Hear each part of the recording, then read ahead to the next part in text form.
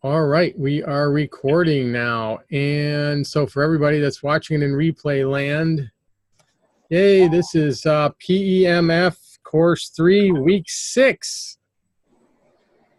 And this week is about people. PMF for people is our main topic. But I want to talk a little bit more about marketing. Hopefully I can share your video, Carrie, if I can find that, because I thought that was just a great video. And then I wanted to ask you guys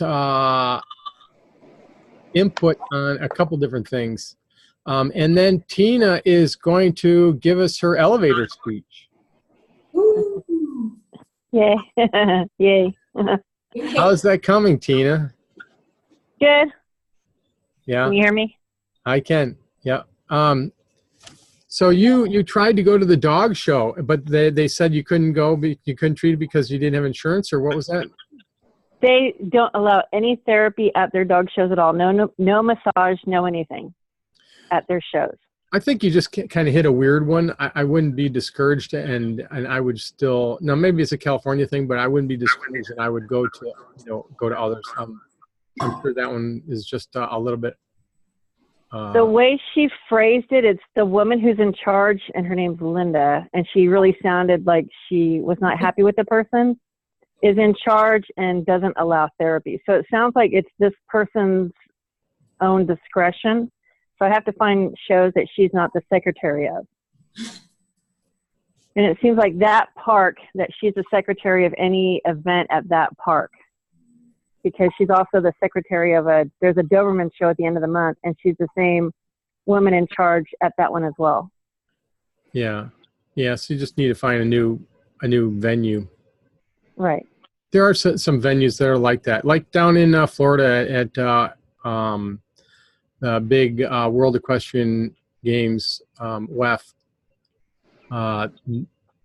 they're just very, very strict. You have to buy a pass, and it's like $500, but hardly anywhere else is not that way. So yeah, you just I think you just hit a weird one. So yeah, find out. And there's a barrel race this weekend, and I don't know, Abraham, he said there's like a quick warm up and a cool down that he does for Gymkhana horses. Do you know anything about that? I would avoid quick. Yeah, when someone says they have a quick thing with PMF, no.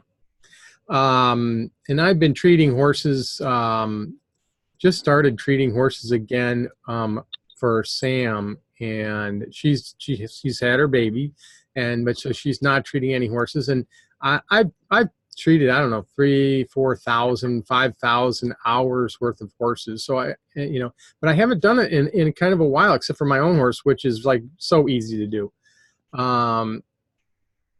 And I'm just amazed. First off, to me, it's been really, really gratifying feeling the love that you get from these horses, and the results that I keep hearing over and over again from these people. These are big hunter jumper, very high end horses that are worked all the time, and a lot of times I'm doing them once or twice. A couple of them now I'm doing multiple packages, but you really need, in order to get the benefits, you really need to do the full treatment. If you're doing a quick thing, a quick warm up or quick cool, you're just going to be chasing sorenesses, because what you'll get a little improvement over here, but there'll still be that over there. And as long as there's that soreness over there, you're not going to get the performance improvements. So I would, and that's the same goes for spot treatments completely. Unless you're doing a horse all the time, and it's a chronic or acute injury that, so you're doing full body sessions, and then every day or every other day you're doing like just the injury, I would avoid spot treatments like the plague. It is like a going out of business strategy for sure. Every single person that's ever done that, their clients never get the results, and you never get them to that place of really improved wellness that they get from full body treatments. And if anything, I would kind of go the other way and say you need to do at least 2 or 3 treatments really to justify. One treatment you will definitely see some improvements, but the second and the third is where you really see these improvement performances, where these people go, wow, that was really worth the money. I want to keep doing it. So yeah, you don't want to get into a situation, especially when you're early on. It's really hard not to do that. It's like you get somebody that says, I'll do something, and you take it, but you're much better off just keep looking for good clients that will go and spend the money with you and appreciate getting their horse treated, or their dog, or themselves, so that you can really get the full benefits. Okay. Yeah, and you got to keep in mind there are a lot of people that now have many different ideas on what works and what doesn't. I'm telling you, based on my experience, and a really now 5 or 6 years of doing this.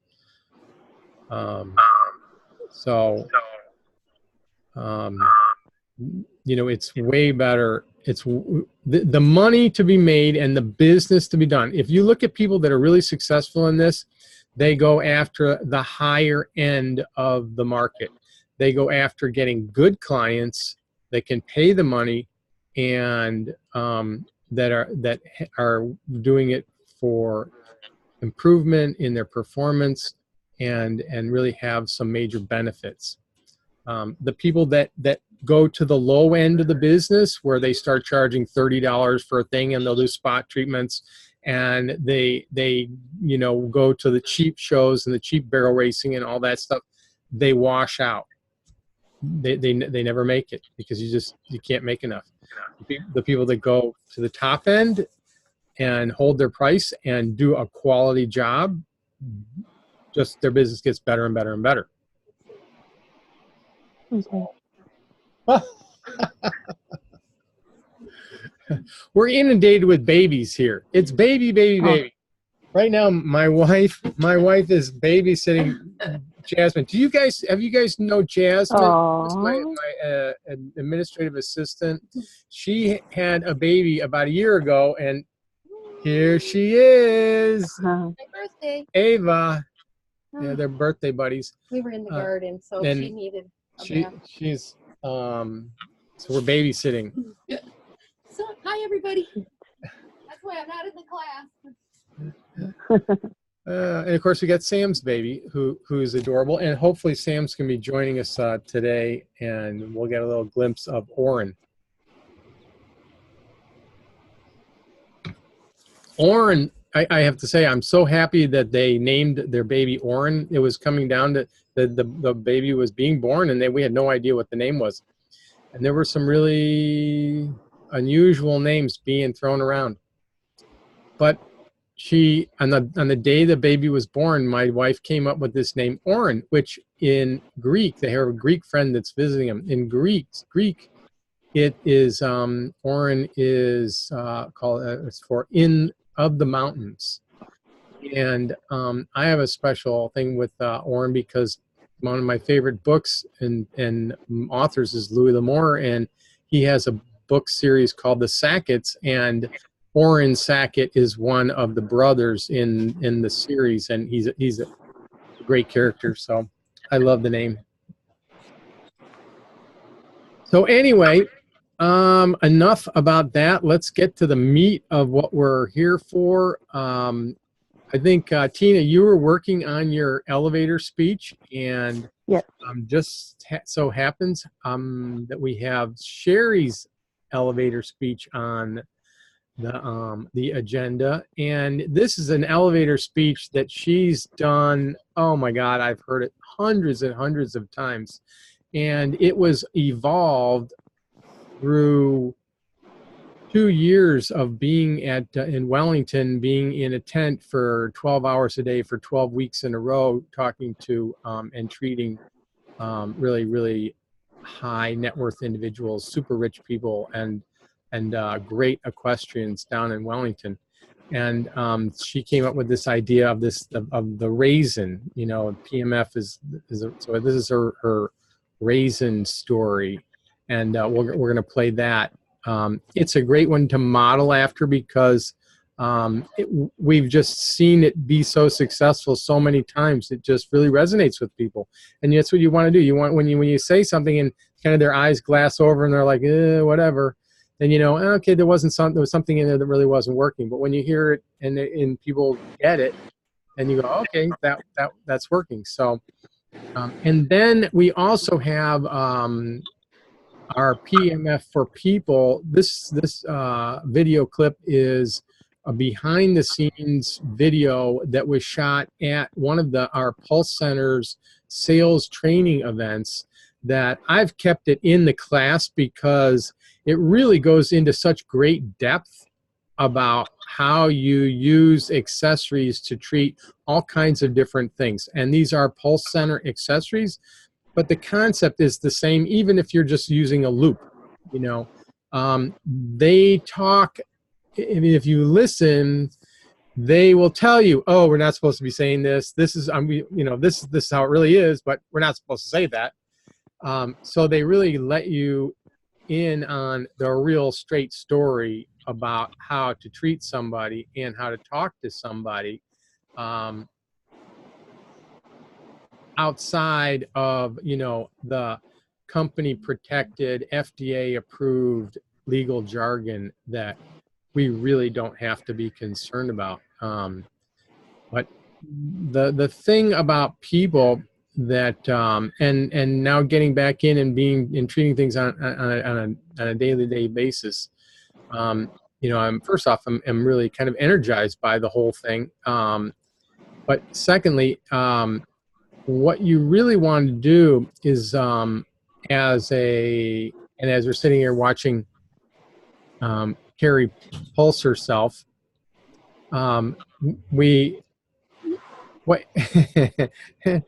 you're learning and pulsing. That's amazing. I wish I had the chair going, but I would be going.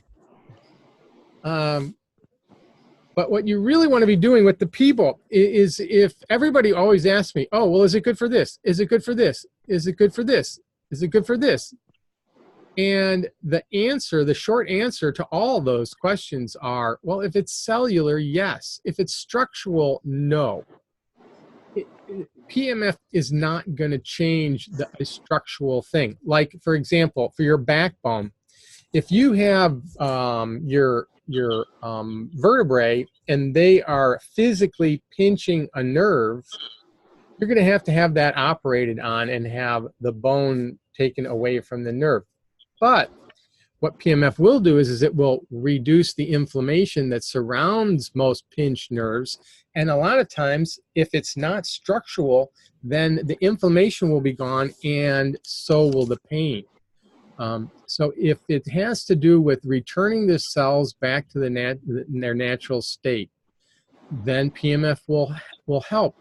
And how do you do that? Well, there's certain guidelines based on the different cells that you're treating. And this really, it's amazing thing because when I was down in Wellington, I met this one woman named Rebecca who is from Denmark or Sweden. And one of the most intelligent women I've ever met. And she has this eidetic brain where she can remember things. She actually has plants classified, knows the vibrational frequency of plants all over the world, all kinds of different species and everything. And she takes plants and turns them into supplements. So she is really, really up to date on the frequency of plants. And she told me that that she was asking me, well, what frequencies do you use to treat nerves or muscles or bones or neurological? And And I told her, well, the best thing for nerves is really a high frequency, like 7.8, and a low intensity. Nerves do not like to be overstimulated. And they like a very high frequency on our scale. In the world scale, it's still very low. But so they like a frequency of like 7.8. Nerves, neurological, that kind of thing, versus muscles, tendons, ligaments, and bones, they tend to do better in frequencies of like 3 to 5. And it's freaky, but this corresponds directly to nature, because in nature, like trees, for example, the roots have a frequency of 7.8, which is the Earth's most natural, most common frequency. So the roots, which I consider to be a lot like the nerves of people, will be 7.8, versus the limbs and the trunk has a frequency of around 3 to 5. And so it's just kind of, and of course it varies based on geography. Some areas have a little bit different frequencies, and some plant species have a little bit different frequencies, but that's the basic thing. So muscles, tendons, ligaments, bones, 3 to 5 beats per second. Nerves, brain, that kind of thing, 7.8. And in our portal, we have videos of the different frequencies. So you can record those frequencies on your phone. And if you don't have a pro, most of you don't, you just start playing the recording and harmonize your machine to the video, and you will get that frequency. And, you know, it doesn't have to be exact to be in the ballpark. But you want, and the nice thing is that our machines at 7.8 frequency, it's a pretty low intensity, so it works really well for nerves. Now, how do you know what cells that you're dealing with? And this is where, you know, really the thing comes, where you have to be in tune with the person, the client, horse, or whatever that you're treating. For people, it's a lot easier because you can ask them. So when you turn it on, the best thing to do is turn it on, start low, and then start it at a frequency that you think is around 7.8, and then you ask them how that feels, and then if it's within their comfort zone, try to turn it up into that 5 or even up to 3 frequency, which is more intensity. And then you ask them, well, which one feels better? And they intuitively will tell you the one that feels better for them. But there's also another clue in that a nerve feels like, now I'm going to tell you what it feels like for me, because everybody's a little bit different, but this is what it feels like for me, and it's when I describe this to, I mean, literally thousands of people, they get it. So, but for me, a nerve, it kind of feels like that tingly feeling, you know, almost like when you hit your funny bone, it feels like that tingly feeling, and it tends to travel down the path of the pain. So if the nerve is in your shoulder, a lot of times you will get this tingly feeling going all the way down your arm. Or if it's in your hip or in your back, and you get this shooting, tingly feeling going down your leg, that's a nerve. Now, if you get just a very general pulsing feeling, like it's just like on the muscle, it's just you're feeling this pulsing, and as you turn it up or you turn it down, you still feel pulsing, it just goes faster or slower. That for sure is a soft tissue, muscle, tendon, ligament. If it is a bone, for me, what it feels like, and I had a really pretty significant hip problem, and when I first started doing this, and so when I would put it onto my hip and I would get it deep enough so it actually would be into that hip bone, hip socket, to to me, it felt like someone hitting my bone with a tuning fork. It was like ding, ding, ding, ding. The pulsing feeling had a very specific feeling, and you could feel it right in the bone. And it tended to travel down the bone for a period. But you could really feel like, oh, and because in order to get it penetrating deep enough to get it into the bone, you have to have it up high enough. So you'd be like, oh, that is really, I would say it's like the tuning fork. Someone's whacking my hip or femur with a tuning fork. And so those are the different feelings that you get. And it's important to know what it is that you're treating so that you can position the treatment so that they have proper expectations. Nerves and neurological and eyes, they tend to heal faster. I think you heard, if you were on the course the week with Christina Cooper, she talked about how she regenerated the nerves in her back. And that tends to happen on the spectrum faster than muscles, tendons. The more dense the tissue, the more time it takes. And so bone takes the most amount of time. So if you have a bone injury, you really need to position it and say, hey, this is going to take some time. Hi, Natalie. So how are you, Natalie? Good, thank you. Sorry I'm late. Good. We're talking about the differences between the cells and what frequencies you use. So when the bone, when you're treating a bone, it's just like you wouldn't go into the doctor and with a broken arm and then put the cast on and then walk out going like, oh, I just got this cast on and how come my arm's not healed already? It takes some time. People do that. They won't do that with a cast, but they will do that with PMF. I've got a broken bone, and I've been treated twice now, and it still hurts. It's like, well, if you have a fracture, you have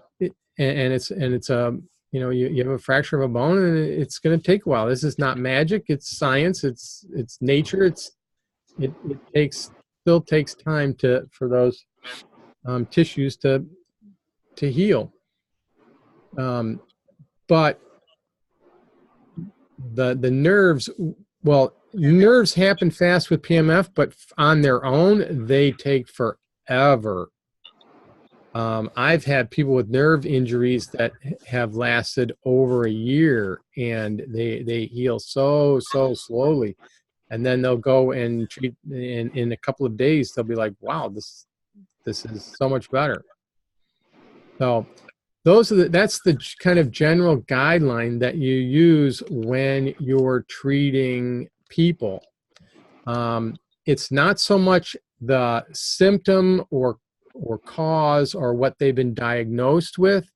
It's much more what cells that are you treating, and that really dictates the frequency, and it dictates the time that's allowed. So there's the variables that you have is you have the frequency, you have the intensity, and you have the time.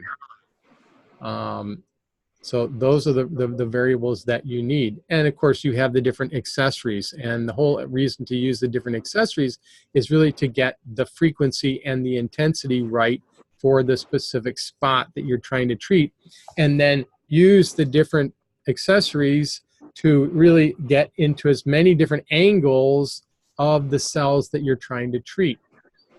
So you see, like Carrie, for example, using the large loops. Is that the large loop? Yeah. You can use the large loops on someone's back, kind of like the shoulder, like the backpack, and then you can double them up and put them in the front, put them in the back. The whole idea is to try to get the cells covered as much as you can. Now, as the magnetic field goes through your body, it diminishes. As it goes through denser tissue, it diminishes more. So when it goes through a bone, on the other side of the bone, there is a shadow or a blank spot. So that's why you really want to make sure that you're coming at it from both sides and sandwiching it in, and then coming it from different angles. And then as you change the as you change the angles, you need to turn down the intensity, because sometimes you'll get it on a fresh spot and it will be like, oh, wow, you know, it was going along just fine, not really hurting that much, and then you turned it a little bit and you got fresh cells that, you know, are much more sensitive.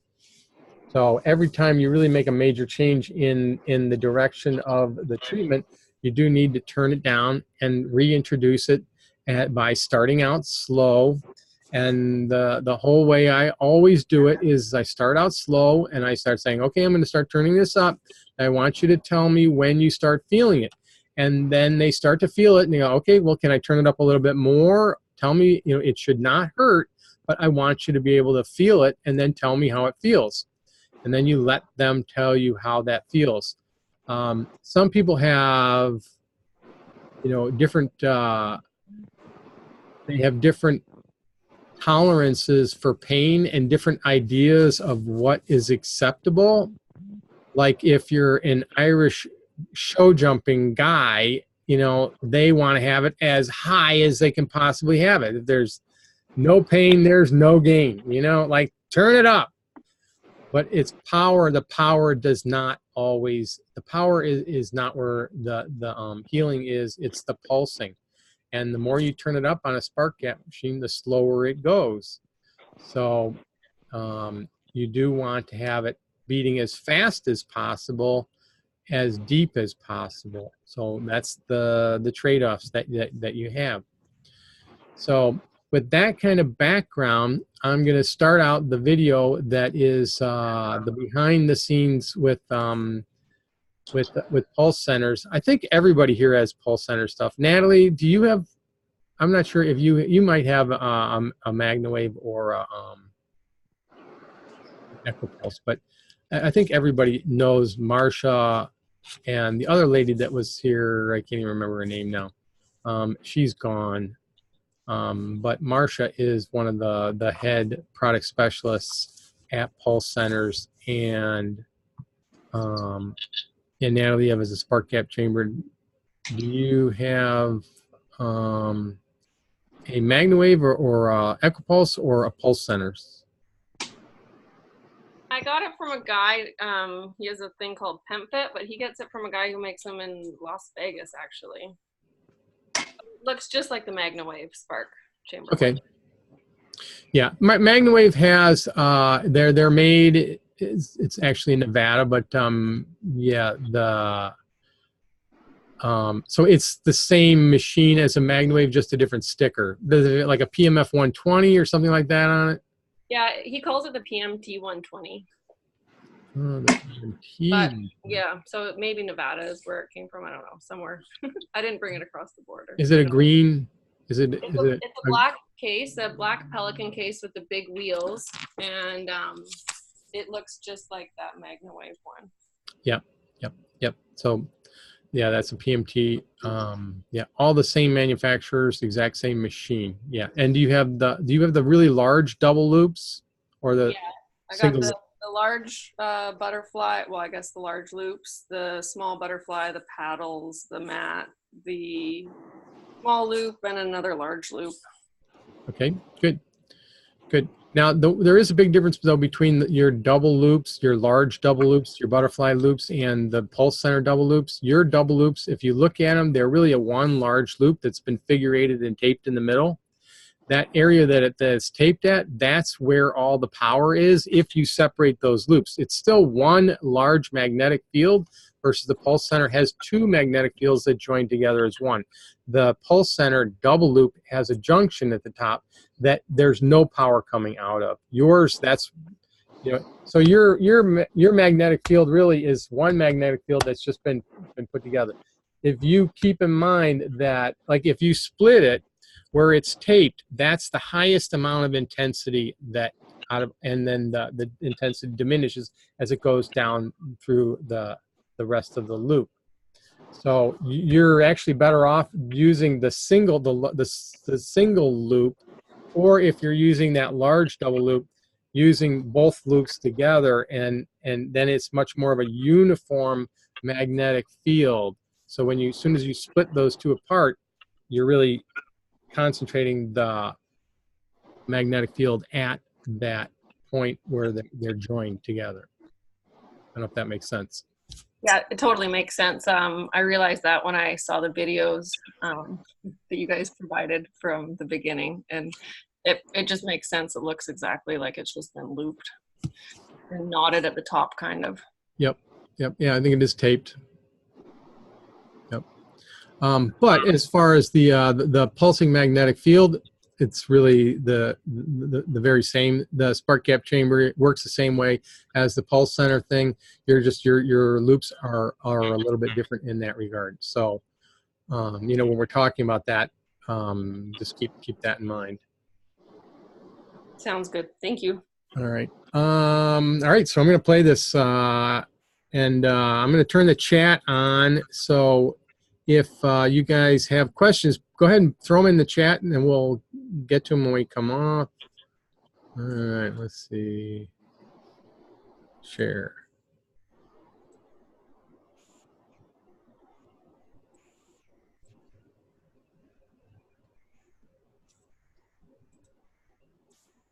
All right. So I guess we're going to do Sherry's first.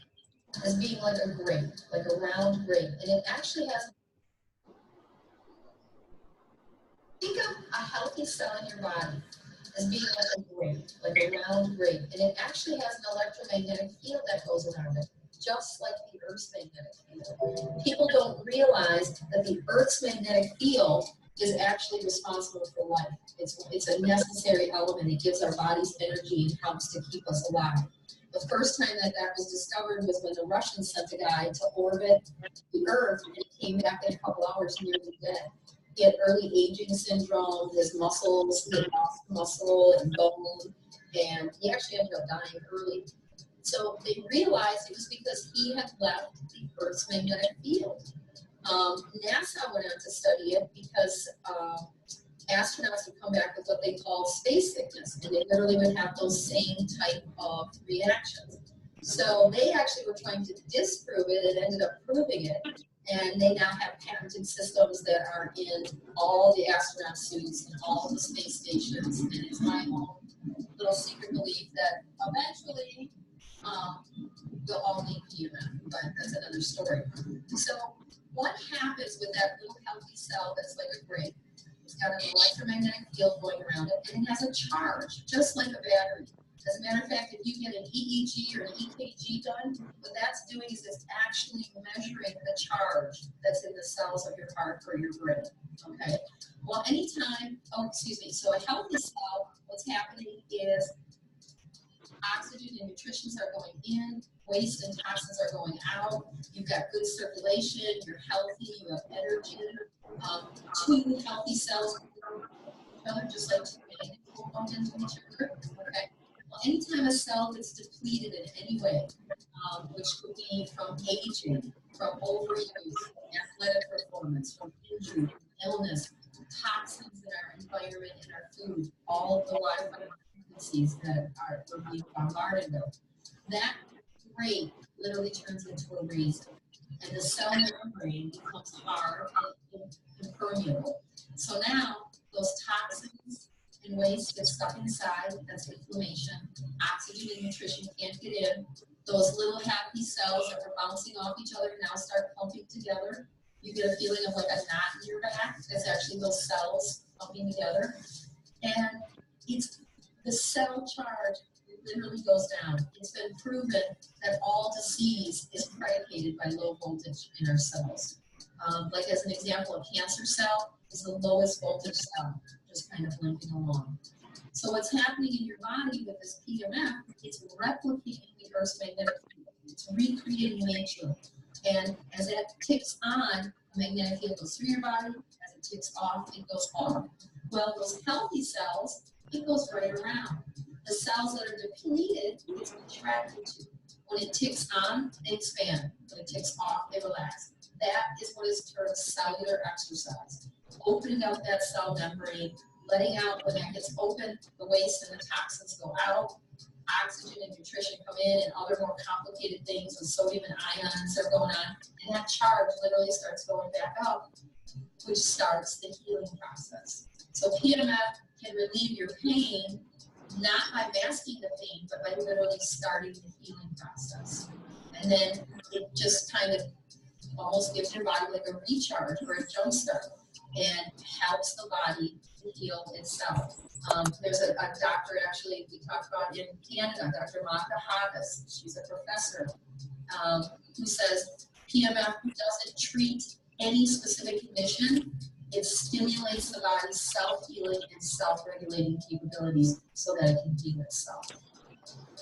So does that give you some idea? So that's why you can feel it in some areas, and some areas you can't, because you can't overcharge a cell, so then the magnetic field is just going right around. The reason you're feeling it deplete a little bit is because you're starting to charge. So now can I turn this up a little bit more? Okay. And this is Audrey's vitamin. All right, so that is Sherry's little grape story. What did you guys think of that? That is a really good story to tell people when you're trying to explain what PEMF does. It's technical, but it's not too technical, and it is a nice story. It gives some visual description from that. Just to give you an idea of the validity of that story. The whole thing about PEMF and what really goes on, it's very, very technical, and the technical explanation of that, it's beyond me. And it's really beyond most people's comprehension or do they even really care about. But I'm always concerned that I'm kind of glossing over things, and they're maybe too simplistic to be accurate. And so when we just started our PEMF tour, when the X came out and we just took it on the road, we actually went up to a horse show in Old Salem, New York. This is just right, or Connecticut. This is just right outside of New York City, in a horse farm. It's actually a beautiful horse farm that actually Paul Newman once owned. It's a beautiful horse show. And we actually went up there to talk to Margie Engel and try to get her to try the EQX. This is when the EQX was maybe a couple weeks old, if that. And so we were at this show, and we had our little tent, and people were coming to us, and this is a very, very high-end show, but very beautiful setting. And this one lady comes up to us, and she starts talking to us and everything, and she asks about it, and we're like, okay, she's a very unassuming lady, and Sherry tells her grape story and everything, and she's like, that's really interesting. I want to go and try. Can you try it out on my horse? Like, sure. And actually, we had two practitioners, a husband and wife team from Saugerties, New York, and they were training with us. And so we went and treated her horse, and actually a couple of horses, and talked to this lady in depth at the barn and everything. And then the next day, we found out she did really, really well. Her horse did really well, and she came back in, and she was really interested, and she got treated.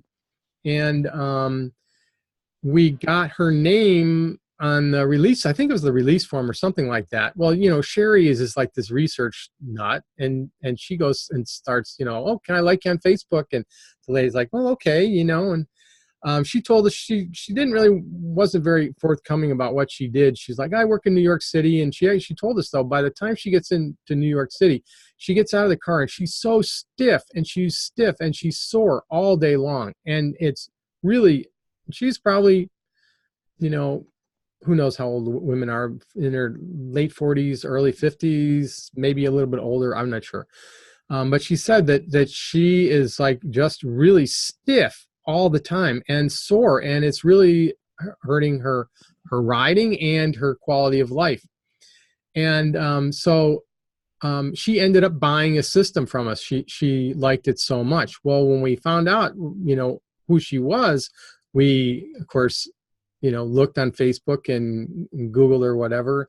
Turns out she has it might be a double PhD from MIT, and she was in charge of 300 scientists making drugs for the drug industry.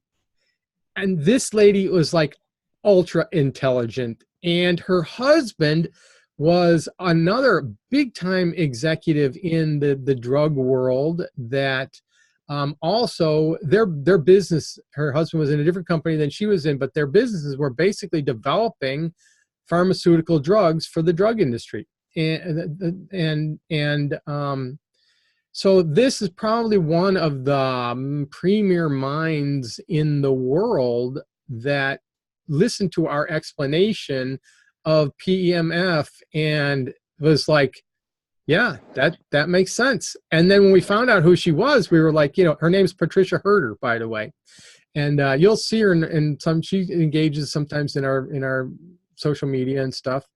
And she just got a new job, but very, very nice lady, Patricia Herder. And we said, so, does our explanation, is that scientifically correct? Are we saying what's true? She's like, yeah, actually you have a very good way of explaining it. And she says, even with my science background, that she told us that was a very good explanation.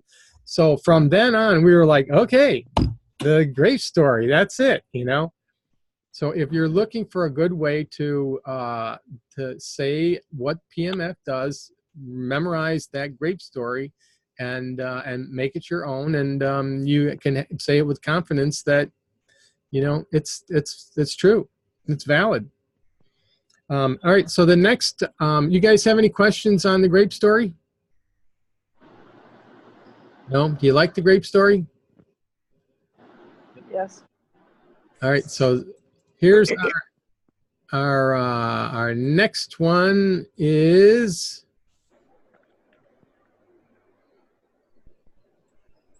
oops. Oh, crap. All right, the screen hides behind this.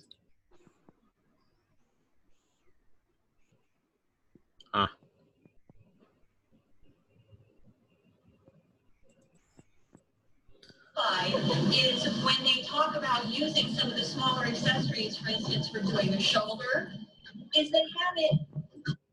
All right, let me just set this up for you. This lady right here is Marsha. This is, gosh, I forgot her name already. Marsha is a senior product specialist. We are at a sales training at Pulse Centers, and we just started turning on, Sherry just turned on the video. So this is really not even supposed to be going, but so this is a very impromptu video of thing, and she's going to start talking about all the different things. She's got all the different accessories and the chair and the mat and all that. She's just going to start telling us all a whole discussion on how to treat people. One chair and hanging on the shoulder. But we've discovered an easier way. It's going to be easier for you and easier for the patient. If you leverage the back of the chair, have the tail come off the back, and you're going to put the area of issue in between two fields, hands free. Instead of, if somebody's injured, having all of that weight on it. And this way, also, you're making tell them to move the top one and find where they get their hot spot. Your hot spot being is where you feel the pulse most intensely. That's where you have the most problem, inflammation, degeneration. And you'll notice that if you move it closer to these nerves in the neck, it'll really fire all those nerves that are coming from your cervical vertebrae all the way down to your hand. And we, which side goes where? Like the perforated side is pulling. and they're out of the back. So it's coming from the solid side to the perforated side. You know what I'm saying? So on the back, you want to have the zipper side to you, and then the zipper side in front. Right. So that you're pulling the magnetic field from the chair and the paddles forward. You want it to just use the paddles and you want it to go backwards, you flip them over and you feel it completely different. You feel it more in the front rather than the back. You have to flip both sides, both the front Yeah. and the back. And you have to have no second accessory behind it. So the paddles always have to be facing in the same direction. That is correct. And we hope that they This question's important, because if you have the chair running, you gotta have it this way. It has to be this direction. So if you're going to use two accessories, we have accessory number one, which is the chair. It always stays in this position. We never flip it around. Accessory number two always has to have the flat side, the unperforated side, facing the first accessory so they can work together and pull through. If you had it flipped, it would be like taking two north heads of a magnet and they would repel each other. So you'll feel the difference. So go ahead and try it. And we can be, well, we used to ask them to do it at the same time as the go-to meeting is going on, so that they can try it out themselves and understand what we're talking about as we're doing it. Now, isn't the seat a different? Yes. So yes, this is an exception, just like there are in languages, there's an exception. So you have accessories. If you don't happen to own all of the accessories, let's say you don't have the square pad and you wanted to do something for the pelvic floor issue because they had bladder urgency, continence, low flow, just delivering a baby, maybe even erectile dysfunction, for instance. You can use the paddles, but you would think which side would have to face this first accessory. The smooth side, that's what I just taught you, right? But there's two hemispheres to this chair. There's the north hemisphere and the southern hemisphere. And just like on the earth, they're going in different directions. Have you ever heard how when you flush a toilet in Australia, it goes in a different direction than when you do it in the northern hemisphere? So down here, the perforated side, the zipper side of these paddles need to work with the way that this has been oriented, the way they have wound the wires, how they're going to work together. So I say, start in the right position with the smooth side here, and you're just gonna flip like that. Make sense? You can also do low back by just doing one. And then have the patient sit on this and adjust this one to where the low back issue is.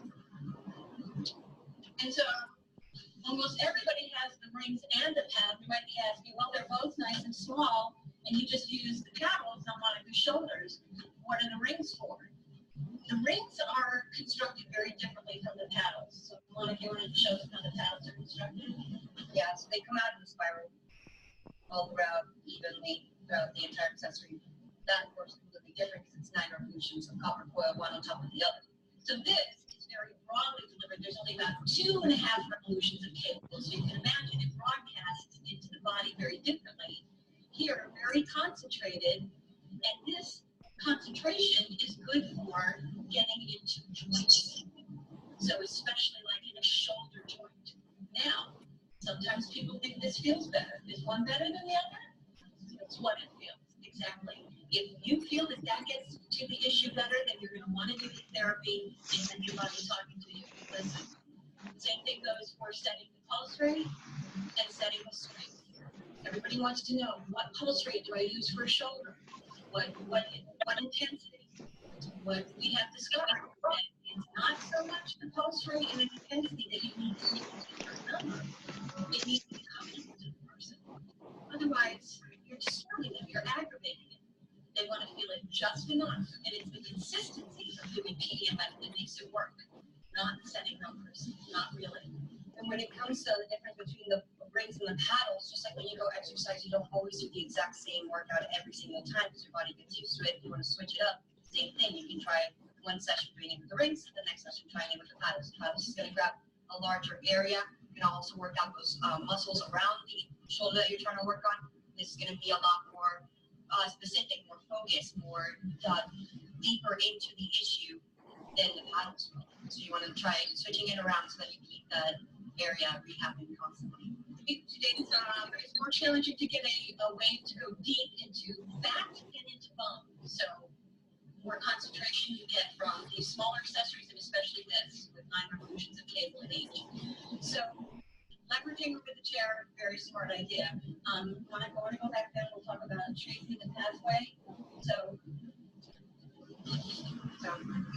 oh no, you can show that. You can show the top. Yeah.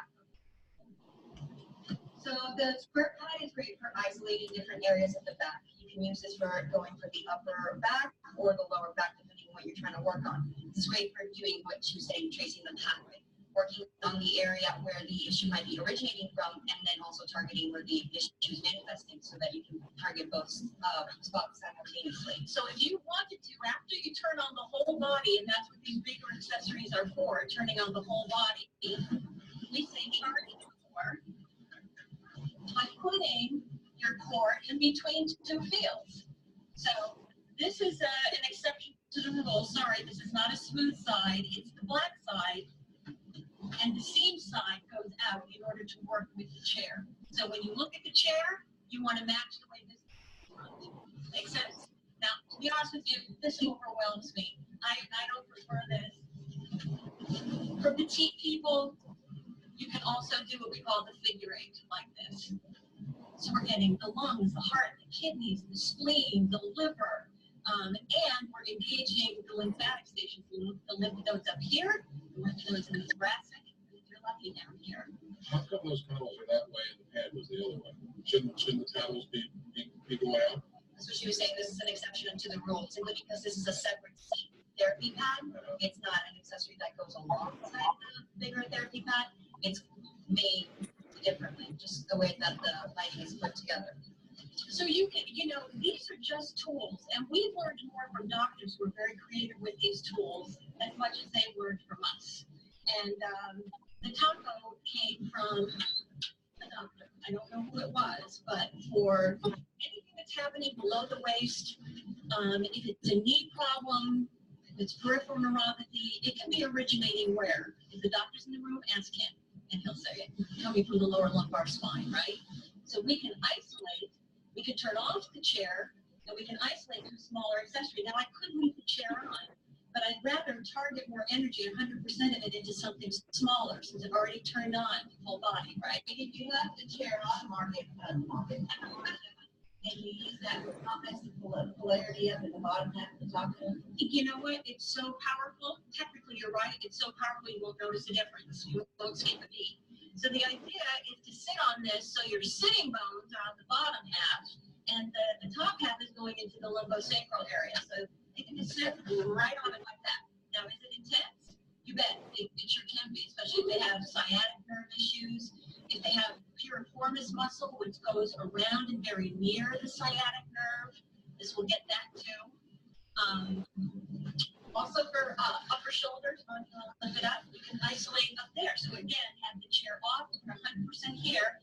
If you get it so the area that you want to treat is kind of in the center, you'll feel it very profoundly into the upper trapezius muscles, the suboccipital muscles here.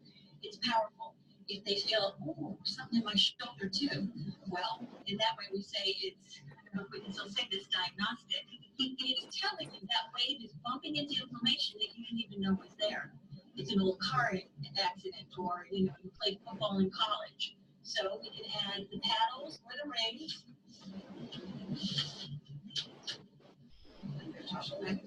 Yeah. You can add this, so you've got a lot of concentrated energy. And sometimes I tell them, let the patient have it with it doubled up in front. See if that gets to their issue. If not, then go ahead and switch them. The center is better. You can do this with the rings, or you can do it with catheters. If they had a digestive issue, doesn't it make sense? Here's the perfect accessory. And double it up like this. And they feel it more when having one in the back and it's pulling through the entire area. Any women in the office who have their friend call once a month who have issues, you need to be doing this all during the the month, not just isolating it when their friends come. Yes, they come and stay. Thank you. They're good. Now, let's show them, as long as we're here, the new position for the brain. So we advocate that this system is a system. Turn on the whole body, go to areas of pain, and the brain. Next session, body work. The brain is powering everything, telling the body what to do. It's innervating every organ, every muscle. Now, we used to hang them on like you were an astronaut, and they would put on like babies on it. But Dr. Gilman showed us this in Florida.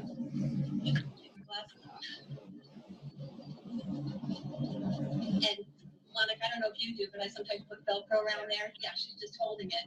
And this is much more comfortable. If you have the paddles further down on the face, it can sometimes engage the eye muscles, and people don't like that. However, if people have issues with their eyes, this is a good way to deliver some energy there. So you can adjust this, and you can do it the other way like this. Dr. Augustine likes to do the rings on the head because it's very concentrated and it stays up here. If people feel it in their teeth, that's because the magnetic field is engaging with some old metal fillings in there, and it will charge up around there, and they'll feel it more. If they don't have metal and they feel something, what's that an indication of? Perhaps something that needs to be looked at. And we also have up on Close Certified a tooth chart, because the meridians from teeth and nerves also are connected to organs. So if you can identify an issue in a tooth, you might want to look into charging the organ.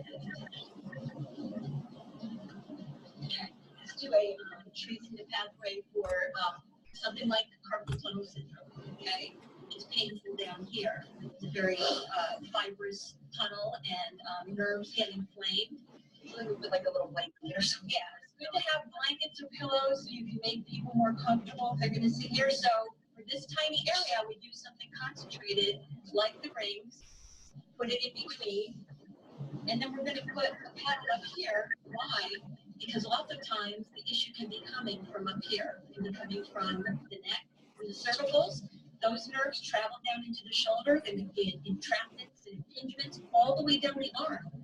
Sometimes a good massage therapist will find trigger points in the arm and the forearm that are actually responsible for carpal tunnel. So what we say is look where the issue is and work backwards, or make sure that you get that, the traveling of the pathway. So like I said, anything happening below the waist, you do the lumbar spine. Monica, let's go ahead and do a knee setup. So now, if someone had the equine loops, they would just use it in the exact same manner, the medium and the small equine loops. Yes, putting the issue between the two of them. Yes. So it's good to have a little stool in the office.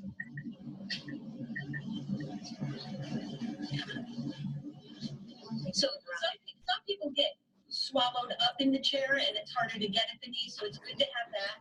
And I've even taken the square pad and put it back here just to bring them up a little closer. So putting the knee in between, this is a fantastic knee treatment. Whether it's torn meniscus or they've got arthritis, whatever it is, the knee, it's better to go through both rings so that it touches right here. It's like what we were saying about the meeting part of the loops, it's going to be double the amount. So it's going to go really deep into the knee. Yes, this is one position to do, and another position to do would be to loosen it up. And let it drop on the sides. And let it drop on the sides, right. Another one. So in engineering, they can create a uniform magnetic field by having them exactly in parallel like this. So you would just move them so that it was comfortable. Right here, right. So however they feel is the best. They like it TP, that's one way. Here's another way. You can also lay them down and put. I think whenever you're treating a knee has an issue, that you mix it up during their series of sessions. So east and west one time, you go north and south the other. Another thing to do, especially if somebody's had an injury or after surgery and they're rehabbing is you want to strengthen this muscle that holds the knee too. And actually with the paddles are better.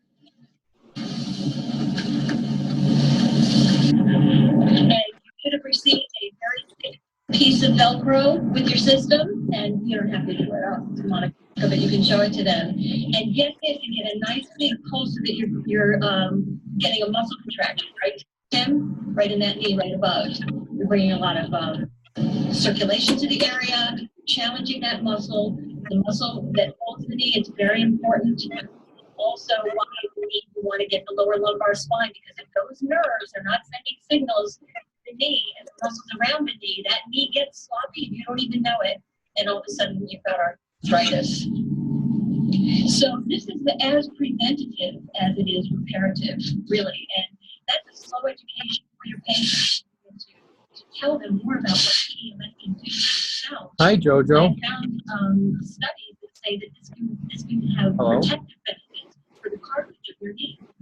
So if you're athletic and very active or you're not, why on earth would you not be taking care of your knee and your hips? How many people do you know who are having knee and hip replacements? A lot. For neuropathy, we get a lot. Now, we don't have protocols, but we're going to show you what works really great for neuropathy.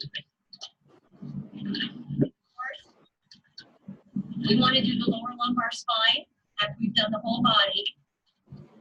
Get the leg up.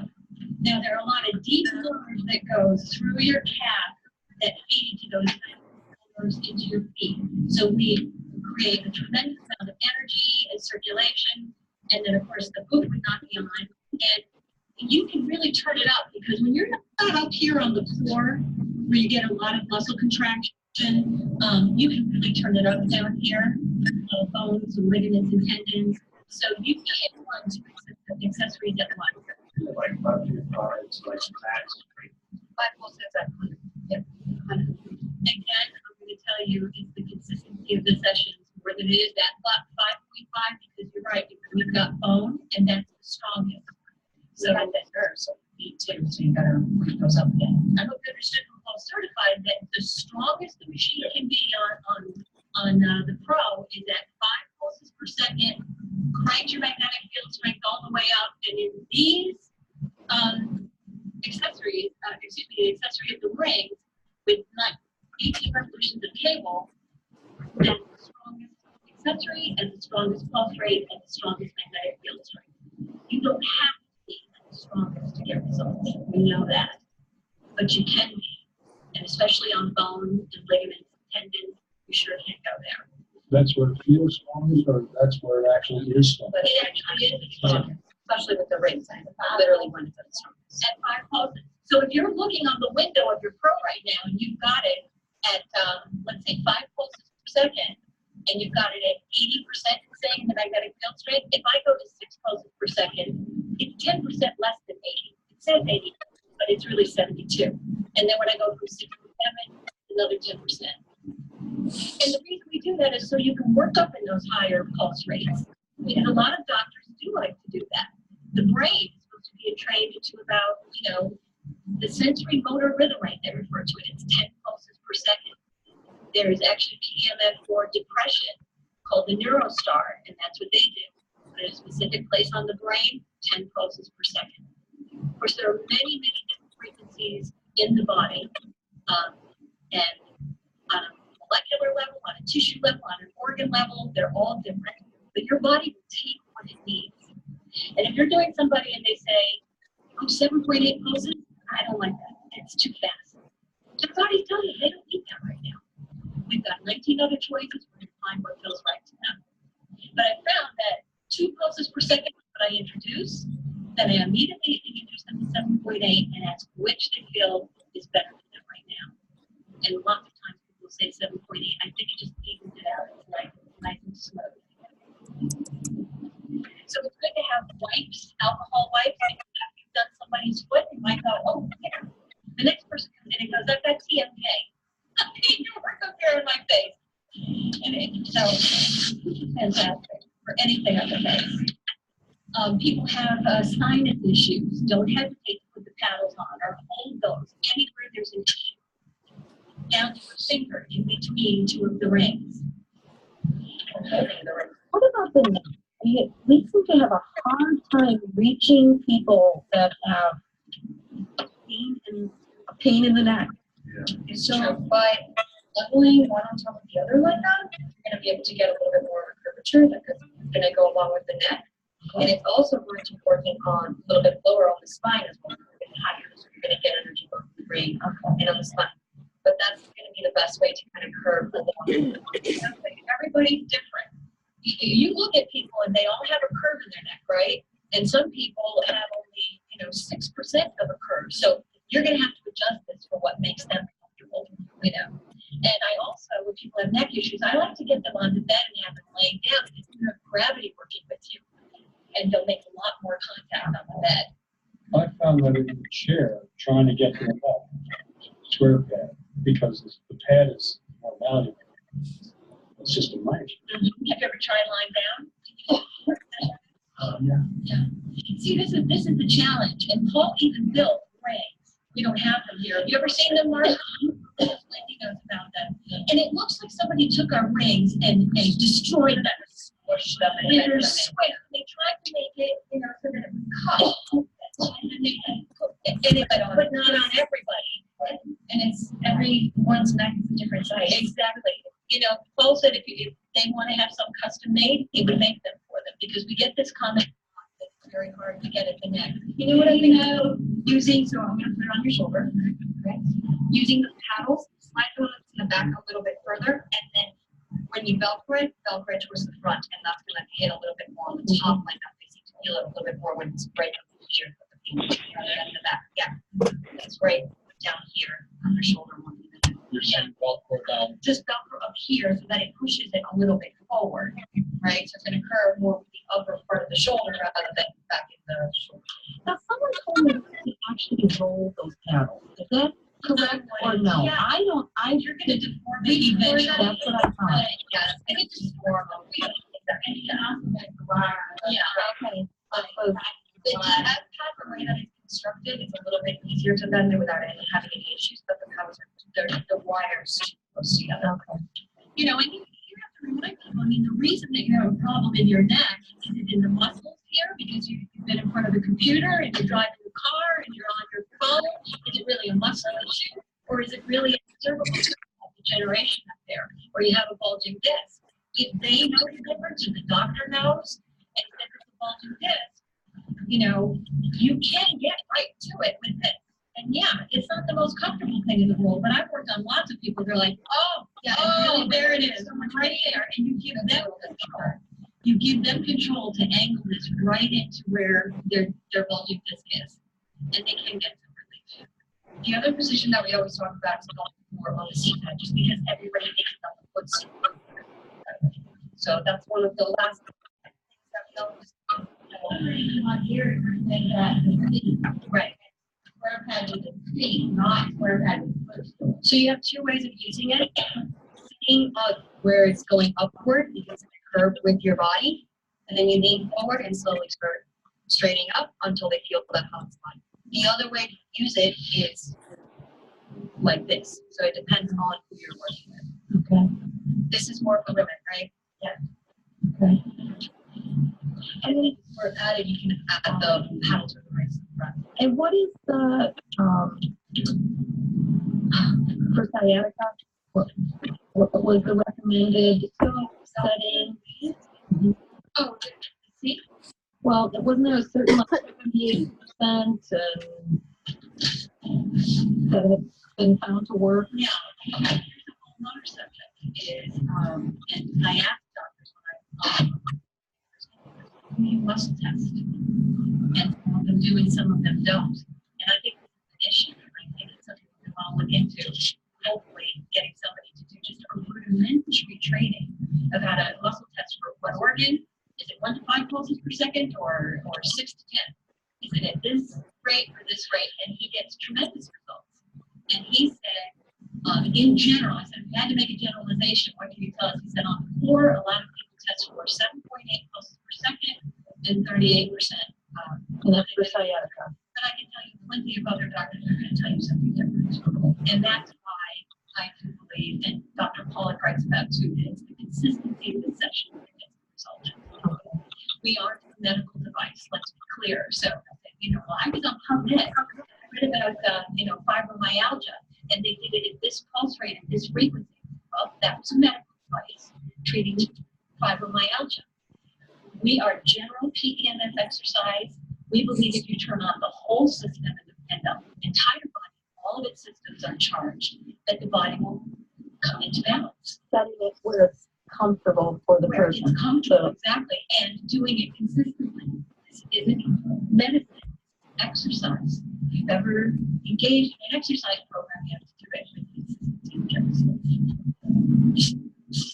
So a couple of other positions I was thinking about. First, Dr. Lee showed us at his office to use the bed, the very focused pad, on the side that is bothering them, and then with the rings on that same knee.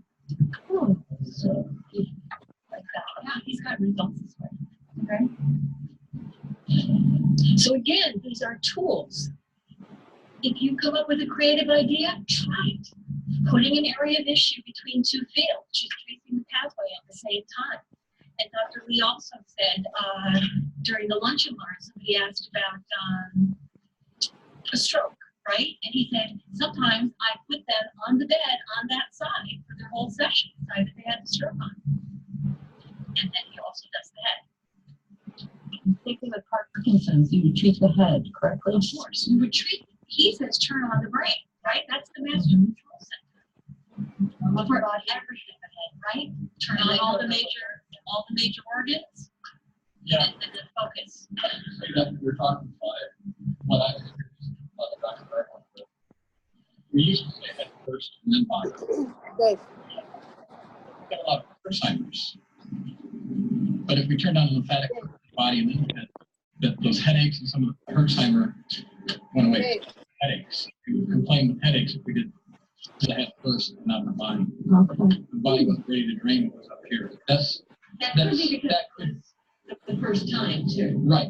Yeah, for the first time. So one of the most important parts of your job is to manage the expectations of the people who are going to have the session. We'd love for this to be a fantastic experience. If you're in pain, we'd love for you to be, significantly in less pain. We'd like for you to sleep better. We'd like for you to feel better. However, the body's complicated. You're unique. Your general health, how you eat, so many things contribute to how you got to this point and how you're going to respond to this. But we're going to fine tune it. So in this first session, if you feel worse than you did before you had it, or nauseated or in more pain, that's part of it, because we're giving the cells enough energy to start to clean house. They're releasing toxins. Hopefully we engage the lymphatic system enough so that we can release those toxins. But this is just a phase that you might have to go through. And many of you might have a fantastic experience. And if you got no result at all, that just shows we have a lot of work to do. Does it work on everything 100% of the time? We can't say that. The PEMF is always working. So there's some positive benefit. You may just not be feeling it immediately. Correct. It might take a long time to manifest, and your improvement might be 10% only, and hers 50%, and his 60%. And the time that it lasts, the benefits is totally different too. It just depends on how much you use your body and how you're using it, and what you're putting in it too. If you're not hydrating enough, well, obviously the results are not going to last that long. Or we tend to say the longer it's been a chronic issue, the more treatments in the beginning it's going to take to make it last. I think that's a fair statement. Yeah, that is a fair statement. And people understand that. It's that way in everything. Yeah. I'll say one thing, people ask, can children do this? Can old people do this? I've worked on a woman as old as 98 for her back, and she liked it very much. And I worked on a 2-year-old who had spina bifida, did not have use of his life. His energy was great for him. So the practitioner has to be the doctor. Look at the size of the person that you're going to treat and use your mind. It's older people. Mark, you've had this experience. I don't feel anything. Yeah. And they got to turn it up, and they crank it up all the way. 5 pulses per second, 100%. I don't feel anything. Well, why is that? As we get older, the cells, of course, are not going to respond. They're not even reproducing or regenerating in the same way they are when we're younger. So here's the pros and cons of turning it on. Yes, they want to feel something. Some people will have a benefit from it, but if they're arthritic, it could really aggravate their arthritic knee. I'll tell you, I've done it. You feel terrible. But you cannot be afraid. You will learn as you do this. Do it on each other, do it on yourself, and that's how you're going to learn. It's the main thing that we repeat over and over again. Use it on yourself. Get your own story. You don't have to know exactly how to explain the whole science behind it when you have your own story to tell. You know, I don't know how it works, but I help with my shoulder. You should try it. You know what I mean? So they trust you. They trust everybody in this office. That's why they're here, because you share your stories. Don't tell them about the science. Most people don't want to know. They want to know, Doctor wants me to try this. What do you think? Yeah. You've got to have a story. And if it's not your story, it's your mom's story, or your boyfriend's story, or what you read, or the doctor's story. You got to use it on yourself. Now, with elderly people, though, so I just want to ask about this because our caveat has always been low and slow with elderly people and give them an expectation that it's going to take a few treatments to get results. Do you guys agree with that? It depends. I mean, if we're working on like peripheral neuropathy, obviously not. Yeah. So it's a little bit harder. But if you're working on full body or you're working on injury, yeah, low and slow is better. And injury, acute injury, low and slow. Well, of course, and hopefully they got that from Pulse Certified. I mean, you just have to get to a point where you see that area building enough and then back away from it a little bit. It doesn't have to be jumping out of the chair. Just you know that it's deep enough where it's getting some good stuff. They might not feel it.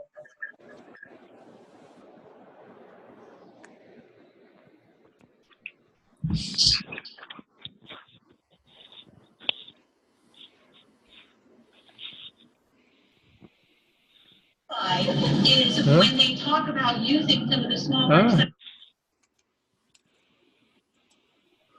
All right. So what did you guys think of that? They hit you with a lot of information. And could you guys hear okay? Some of it was a little muffled. Yeah. I really don't have a way to turn that up.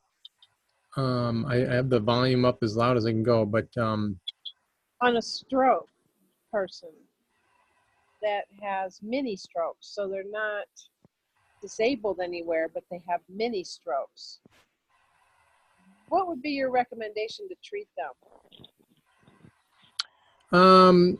I've treated stroke patients before, and you know, you're dealing with something that's very, very chronic. So you do have to, like they were saying, manage the expectations. You're not going to bring the, you know, paralysis back to normal, but what you're going to be able to do is give them relief from a lot of the pain, kind of the phantom pain that they have. And then they were talking about treating the area that's been affected by the stroke. So if someone has a stroke and they have really, you know, paralysis on one side, then you treat that one side. But I've also had a lot of experience and a lot of success treating their other side too, because they tend to put so much more emphasis on the side that is not paralyzed. So the biggest thing is you still do the same thing that you do with all of them. You really want to treat the core. You want to really warm up their organs, internal organs. And the one thing that is going to help significantly with stroke is you're going to help increase the circulation, and you're going to make the blood flow so much better. I don't know if you've seen diagrams of blood after it's been treated with PEMF, but the blood cells are nice and round and they're full of oxygen. They're all oxygenated and the blood flows so much more freely. And that's one of the things that you're going to get benefits. The other benefit that you're going to get is just overall pain relief. So, you know, for stroke, you know, I would say that the more is better. And this really goes into another main point that I really wanted to make. When you're talking to people about getting treated, you really want to get away from the mindset of a single treatment. You want to really get into the mindset of treating in packages. The more that they're going to do, the better they're going to be. And the better client they're going to be, the more success they're going to have. The way that people, the business goes is that people will come to you for immediate pain, but they stay with you for their long-term health benefits. And the only way that they can get into that long-term health benefit is if they're doing multiple sessions. And I'm talking about, you know, more than 3, 5, 10 sessions. So people that have chronic pain, they're spending tons of money on drugs and all kinds of pain and medical procedures. PMF really is going to be one of the most beneficial things for them. But because it is out of pocket, people tend to, you know, put a limit on it. But really, you see the people that are really successful in this, they start with the expectation of packages and getting them, you know, use the one treatment to kind of get them to understand it, but they're healing, they're not healed, and you really want to make it affordable and convenient so that they can do as many treatments as they can. And that's really how you build your business, by selling packages and by positioning the treatment right in the beginning as this is something that's going to be used really for a long-term thing. The more they do it, the better they're going to be. So, Natalie, you had a question about someone who is with an oxygen tank. So you're talking about one of those things that they have the oxygen on their, you know, that they're carrying along a portable oxygen tank, not like a hyperbaric oxygen tank. Yeah, she has oxygen, and one of my clients' moms, she's not allowed to take it off apparently. So she wanted her mom to have a session, but she just didn't know. So I said I would ask. Yeah, that should be fine. I treat one once a week that has a portable oxygen, and it does wonders on her. Yeah, you know, what you're really doing is you're oxygenating the blood. And if someone's on an oxygen tank, a lot of times they have, you know, they're kind of in a chronic state of their body not getting enough oxygen.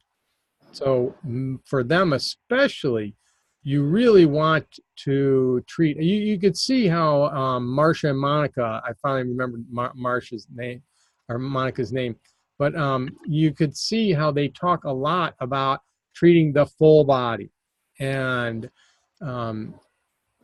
you know, so that's really for people and for horses. I mean, for horses, it's just as important. You're really starting with, I always start, even if it has a very specific injury, I always start with treating the full body and getting all the organs, the blood, the immune system, all that all charged up. And then I go to the specific spots. So someone that's on an oxygen tank, yeah, that would be very beneficial.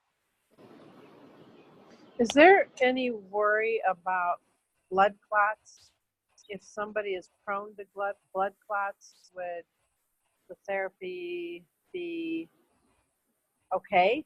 Or is there a fear of throwing that blood clot the wrong way? Well, you do improve the circulation for sure. Yeah, blood clots are always, there's the blood clots and seizures. You know, do you run the risk? I think anybody that has, and my father-in-law has aneurysms. Do you run the risk of loosening up that blood clot and sending it?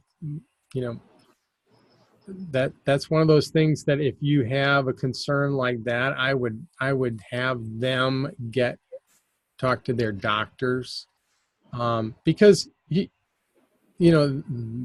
they have a blood clot, I mean, they could be tying their shoe and they could, Right.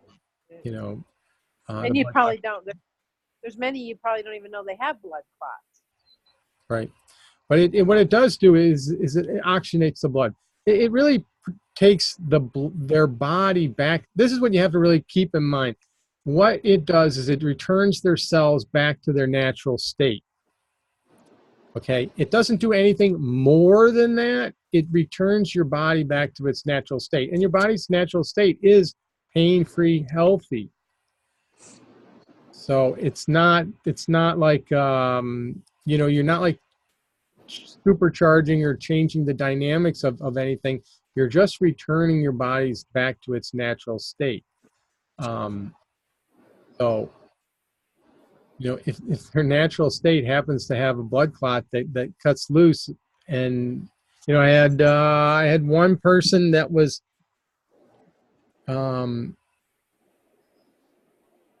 that got treated once, and like a couple days later had a heart attack. This is like right when I first started, and had a heart attack. And they're like, oh my God, your PMF caused the heart attack. Well, yeah, except the person, smoked and, and had, 70 years of life contributing to that heart attack. And, the PMF, the person tied its shoes that day too. Did the tying the shoes cause the heart attack? No, probably 70 years of living a life that caused the clogging in their heart. The doctor, then when they asked, oh, did PMF cause this heart attack? The doctor looked at him like crazy, like, no, your lifestyle over the last 70 years caused the heart attack, not what you did one time. And if anything, the PMF probably prevented the heart attack from happening and lessened it, because your blood flow was improved and you had more oxygen flowing through your blood that allowed your brain to stay functioning while your heart was stopping. So that's one thing that people do early on. Oh my God, I found cancer. I got treated one time, and then I found, another practitioner called me up and just started and was treating somebody, and the person, carried their phone in their front pocket. A guy carried his phone in his front pocket for years. And she treated him, and he started feeling something, down his private parts. And she said, well, you might want to get that looked at. He got it looked at, and he had the early stages of testicular cancer. And they were like, oh my God, did the PMF cause statistical cancer? And they're like, no, probably, if anything, carrying that phone in your front pocket was a contributing factor, for the last 4 years. The PMF just gave you an early warning sign that there was something going on down there. So that is the one thing that is different from treating people than treating horses. The one thing I always say about treating horses is that there is no, there's no faking it. With horses, the horses, you can see exactly what's going on. There's no misinterpretation or anything like that. With people, you can ask them what they're feeling, but you also have to let the machine tell you what you're seeing too. And I think Marcia and Monica did a really good job at talking about, doing the range of frequencies and then saying, what is it that your body is telling you it was what the body needs. And you will hear this a lot. Oh, the 7.8 felt really good. Okay, so that's what they need. Or the 2.0 felt really good. The one thing I would caution you in doing that is that to get to 2.0 on your spark gap chamber, you have to turn it up really pretty high. So you really only want to ever turn it up as high as their comfort zone allows them. Okay, you never want to turn it up to the level that it feels uncomfortable, like you're going, oh, that hurts. That's too much.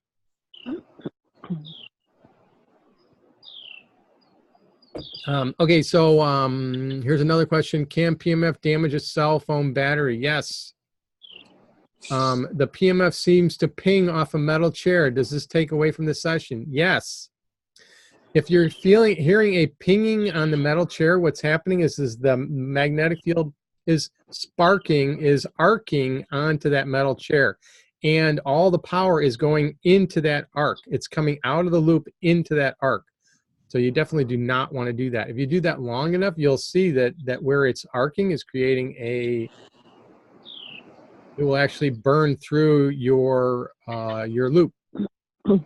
So you don't want it pinging on a metal chair for sure. That's why you want to have a wood chair. If you hear that pinging, you definitely want to stop that. But it will damage a cell phone. I use my cell phone when I'm treating all the time. So, but if you put your cell phone right on it, you know, yeah, that's one of the reasons why you don't want to treat someone who has a pacemaker, because it will reduce the life of the battery. It will also, we talked about this earlier, it will also, if you have a car, a electronic car key, it will knock that out. Yeah, that's Michaela. And right after our session last week, I put my spare key in my car, because yeah, everyone, we always have people doing that. Yeah. So the other thing it will do is some sort of credit cards and room keys for sure. Like, I don't know how many times I've gone and been treating horses and get back to my room and my room key won't work. It's like, oh, really? I just got to do that again? And so, yeah, it's better to just leave your keys and your wallet and stuff in your car if you can.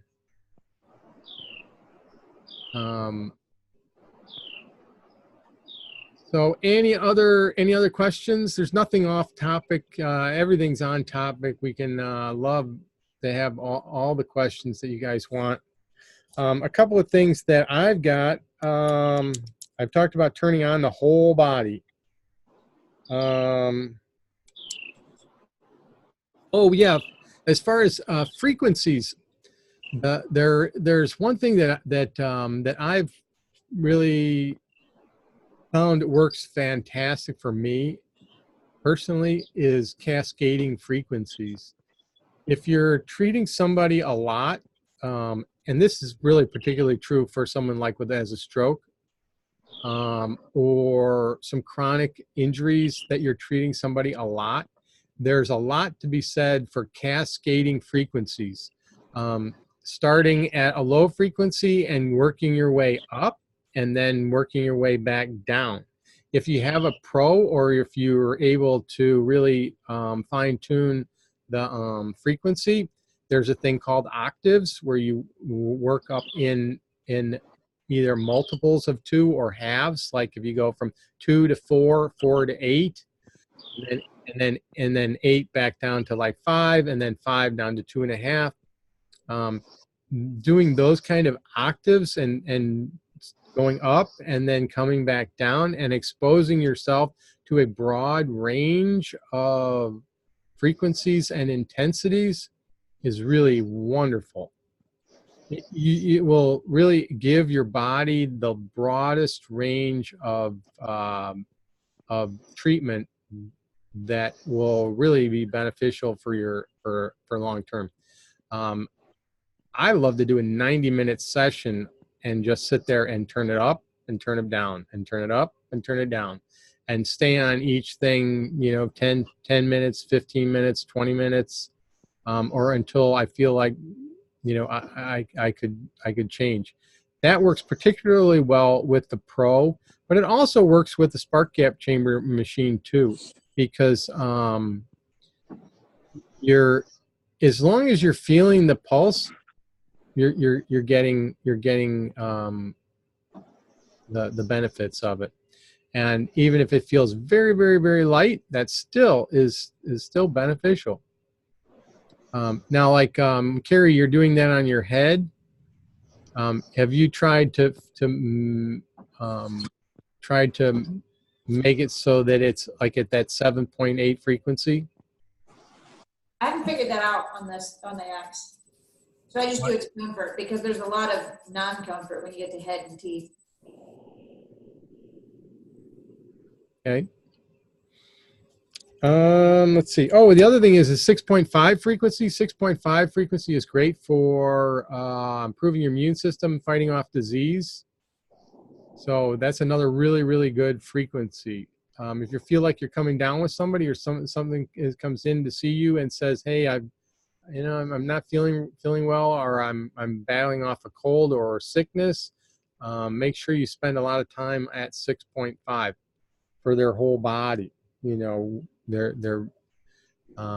it's a really, really beneficial. There was a study that was done by Old Dominion University, found out that it improved your immune system with 30 minutes, just as little as 30 minutes, and really dramatically improve your immune system. So, and then another thing that they talked a lot about was the consistency of sessions. And this kind of goes hand in hand with what I was talking about before, about having positioning your clients so that you're doing multiple sessions. But you will definitely see major health benefits and doing consistent sessions. If someone is really looking for the optimal treatment plan, I would suggest they come in every 2 or 3 days. Every other day is probably the ideal. If they're really in a hurry to try to get improved, then every day, up to 90 minutes for the day. And if you have somebody that's coming a long distance, I would put them down into the chair for, 60 minutes to 60 to 90 minutes, as opposed to having them come back and do 30-minute sessions. So longer is better.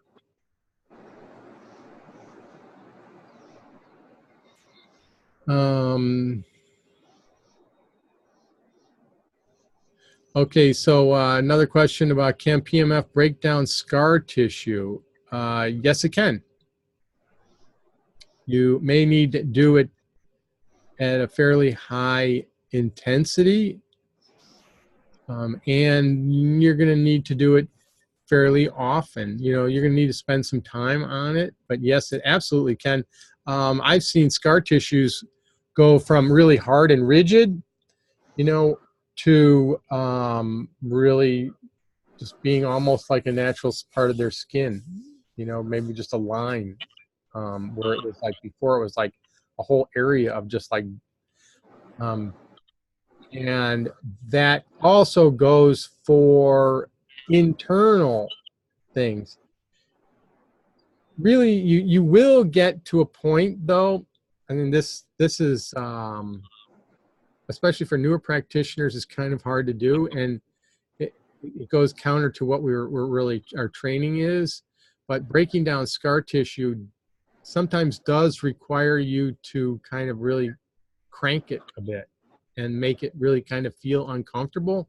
I wouldn't do that initially, because I would really want to work through the surface layers as much as you can be. So keep in mind that as you're doing this, as you're turning it up, it's going deeper and deeper and deeper and deeper into the tissue. And as you turn it up, you're working a larger amount of the area, which is why sometimes it becomes painful. I can sit on a pro at just about full capacity. So I don't really have cells now that are injured. So for me, I'm not really dealing with, I can sit on a chair really sometimes, unless I'm, sore in a particular area, I can just crank it. But someone that has scar tissue, you know, depending on what kind of scar tissue you're talking about, it may be sensitive. So start out and try to ease through it, but at some point, really, in order to really break through that major scar tissue, sometimes you do need to have to turn it up a bit, and that can be uncomfortable. Did that help? Carrie, should we try to get your, as we wind down here, should we try to get your video? How did you, can you give us some background on how you did your video, why you did your video, and what kind of response you got? Sure. So, of course, I was waiting for an opportunity to do a video, and that one just presented itself. So literally I had just, she had just pulled the shoe the day before, so Friday, and the farrier would come out, we did her shoe, nothing was seemed abnormal. She's always a little bit sore in that rear. And so I went to ride her, and she was all kinds of wonky, and I kept thinking, man, she's got a hot nail or something. She's taking really funny steps. So I went back, untacked her, ran my finger down her back, and found that response, and I went, here's my video. And so it was exactly like you said. You end up doing about 42 videos for each one and laughing at yourself, stumbling over things, forgetting to say things. Oh, that was a good way to say it. I should do it again. Then you don't get the response from the horse you want because then she's being fussy or fidget. It was so funny.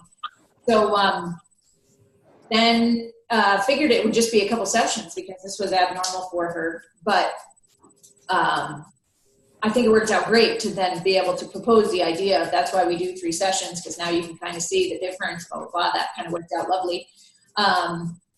And I found a great app. It's super expensive, but so it's $2.99 a week. It's called Splice, and it was super easy to use. You literally just go through, click any of the videos you want, and it splices them together for you. You don't have to think anything about it. You can then add all different types of filters or anything else. I literally didn't want filters. I wanted everybody to be able to see exactly what I was seeing, because in that light, it really was showing some of the good stuff on where her abs were sore and everything too. So I didn't add filters. You can add music, you can add all kinds of stuff, but that was a cool app. If anybody else has other app ideas, I would love it, because I probably don't want to pay $2.99 a week for very long, but I'll go through and there's an app that's it's on your computer.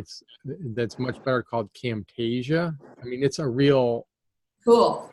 It's a real video producing thing where you can do the whole video. I mean, you can do everything. It's cool. Cut, splice, add music, slow it down, cut it out. And you can do all the editing and that's. I think getting the whole program might be $300. Okay. Or less. So anyway, it was super easy, and I figured, well, it was a good time to do it. A good time to put some concepts in. I tried to do what you said, and I didn't think about it until after I had already done the splicing and went, oh shoot, I should have said, don't like my page, but totally forgot that part. But I did do the go ahead, schedule a session, get your friend feeling better, that type of thing. But I am getting a lot of hits on it, just on I did it on my business page and then showed it to my personal page. The trouble is I boosted it, and Facebook's going through that whole with picture videos right now, that it's blocking them all. So I boosted it now through Monday, and it still hasn't even boosted once. So I'm hoping they don't charge me for that whole time, even though it never actually gets posted. So we shall see. Yeah. Yeah. If you boost it, it's really based on your impressions. No, so the problem was Facebook has a problem in the past 24 hours of videos and pictures, like people that are posting horses for sale and videos, but nobody can post anything. And so it's literally a problem within Facebook. So it's still in review. Like they haven't approved it. Yeah, they haven't approved her ad to boost yet. Right. So yeah, but I'm saying that they won't charge you until it starts running. Okay, because I put a date on it, and I said, now through Monday. Yeah, no, and you'll see that like if you put if you put the ad is based on, or the charges are based on impressions, not time. Okay. Yeah, it's not like so much a day. Even if it is, you put so much a day that you'll have some days you'll have a lot of impressions, some days you won't. Okay. Yeah. I'm just a little worried because I was like, ooh, I don't know who you contact at Facebook to find out how you're going to charge me on that one. Because I think I just did it for, I don't know, I think I put 25 or 30 bucks towards it, figuring I would do it now through the holiday weekend, and then everybody has time to see it. It's all in the local area. I put in like all the different, anything equestrian, anything dressage, jumpers, hunters, equine trainers, equine body work. Like I kind of hit them all. So hopefully once it finally boosts, I'll get that many more. But just in less than 24 hours, it's already got 843 views and I forget how many shares. So it's doing really well. Yeah, the thing you really want to keep track of is how many shares and how many likes. The views kind of just happens. Like it's a good indication that Facebook is showing it. Mm-hmm. But the thing you really want to do is you want to build in the, you know, in the wording, you want to promote questions being asked and shares. If you see things getting shared a lot, that's great because that's actually like a free exposure, and it just shows engagements. When Facebook sees you getting shares and engagements and likes and comments, then they do it more. So they'll boost your traffic. The one thing that you know, that if you do an ad like that, you can actually create an audience from the people that watch your video. Right. You have to set the ad up that way as a video view in Facebook, but then you'll see that there is an option to actually do. So what you can do is then put an offer in front of the people, like, so you'll find, oh, here's all these people that watched your ad 10 seconds or more, or to completion. Oh, okay, cool. And then you put an offer in front of them, like the people, obviously, if they're watching your video, they're much more interested than a normal person. So like that's a really, really good audience. And then you can use that audience then to save that audience, and you can use that audience then to put other posts and other ads in front of. So a video is a really, really good thing to use to create an audience. Cool. Okay. And what you want to do with Facebook always is you want to try to give Facebook a lot of options. So you can take that same video and you can put different headlines on it, and you can share it to different audiences. Like, you know, what you really could do is, instead of trying to micromanage all the different audiences, you could just have like an audience that is interested in horses within your 50-mile radius. And then put different options, like create the same ad, but one of them has, you know, one heading, one of them has a little bit different heading, one of them has a little different verbiage. One says go to your website, one says like my thing, and then you just see which ones are getting more engagement. Oh, okay. And then you add more money to those and stop the ones that don't. Yeah. Okay. And do you have Facebook, the Facebook ads app on your phone? I don't at the moment. It kept saying manage it through the ad app, and I went, oh. It's way easier to do it on your phone. Oh, okay. Like you can duplicate it. You can see the engagements and all that. You can then duplicate the ad, like just like pushing a button. You should definitely get it. Cool. Okay. It's way easier than their computer ad manager. Yeah, the app on your phone is so much easier. And then once you get the ads, it's not easier creating the ads, but it's a lot easier to manage them and keep track of them. And you'll see, one thing you don't want to do with Facebook is that you don't want to, like if you get one that's going good, you don't want to start it and then stop it, and then start it and then stop it. You want to get it going, keep it going. And you want to keep adding to it, and you want to keep multiplying it. Because as soon as you stop it and then restart it, it will never be as good as it was. Interesting. Okay. Yeah. It's a weird thing. So you can continue, like I did this now through Monday, so I could then just continue it and there would never be a break in continuity of it? You can extend it. Yeah, you can just continue the post, add money to the post. Okay. Add money to the time. Cool. Okay. Yeah. I think a really good dollar amount. So what you want to get to is you really want to find ads that generate business for you and then see that they have a positive return on investment. And if you can find an ad that's really doing well and put $10 a day to it. So if you did $10 a day, and that's $70 a week, $300 a month. But what you really need to be keeping track of is from that ad that you spend $300 a month on, are you getting more than $300 in business? If you are, the ad is basically free. Okay. So then what you need to figure out is okay, so I'm consistently getting this ad I'm spending $300, $500. Now it may sound like a lot of money, but if you're getting consistently more business from that, you want to get the continuous flow of business. When you get a continuous flow of business, then you get off of the roller coaster of treating and then nothing, and then treating and then nothing, and that's when you really start to have a business that's predictable and consistent, and then you can plan for it. So then you can say, okay, well, if I'm doing $300 a month and I'm getting $1,000 from it, what if I go 300? What if I go to 500? Well, I get 2,000. Okay.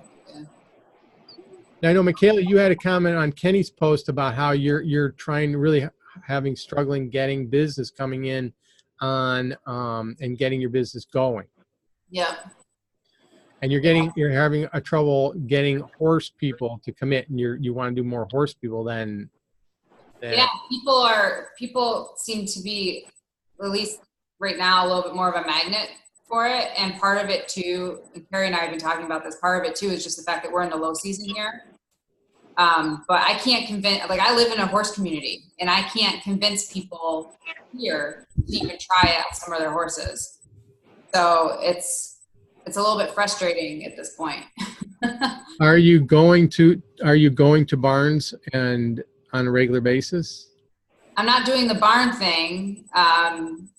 There's been people that I've reached out to that don't even want to hear it. They're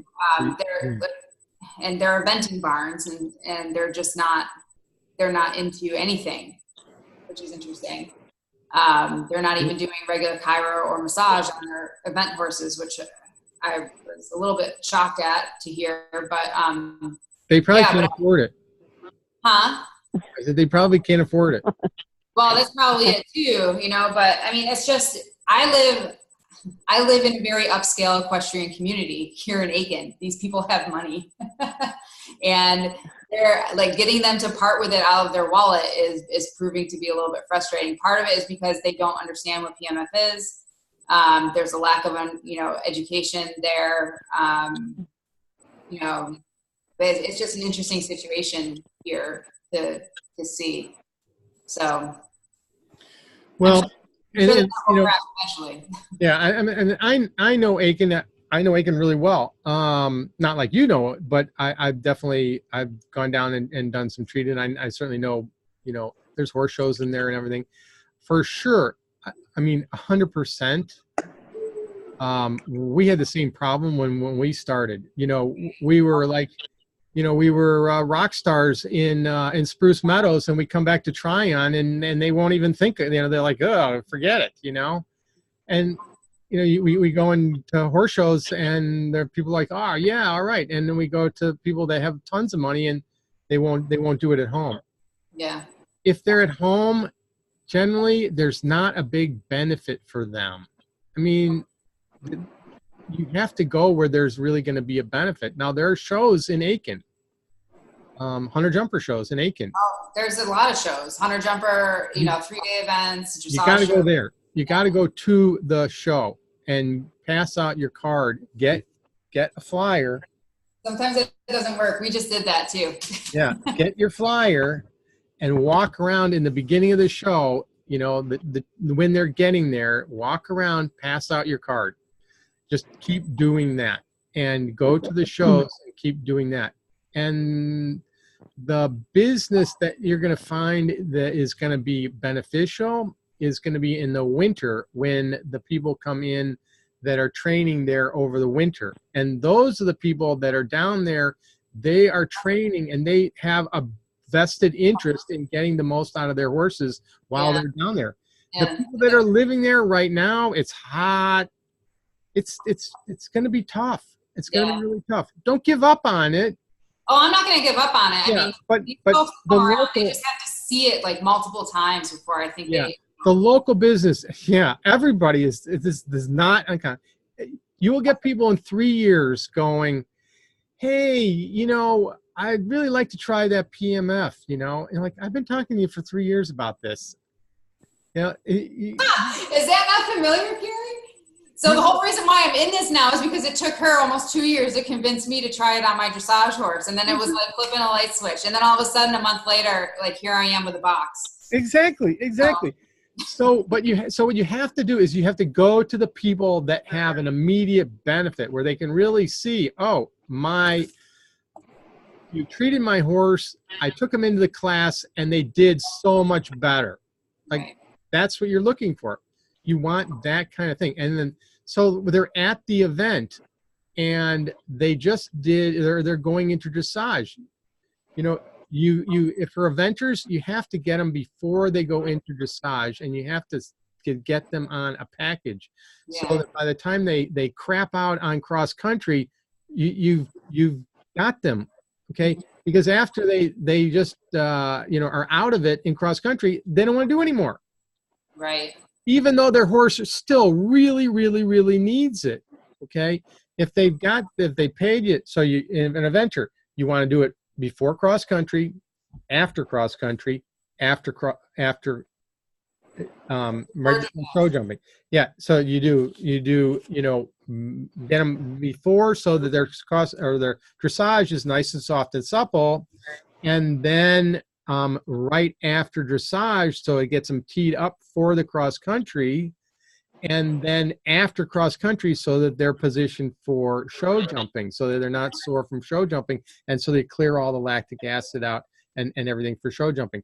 That's how you want to position it, and that's the timing that you want to do it. And you want to tell them, look, I need the 250 up front, and we need to schedule it up front, because when it comes down to it, everyone wants the same thing at the same time. Right. I can only do so many horses, and they all want to be treated right after cross country. I can only treat a couple. Right. And so and they're like, okay. And you got to find the people that are real. You know, the people that have a real benefit, that see this.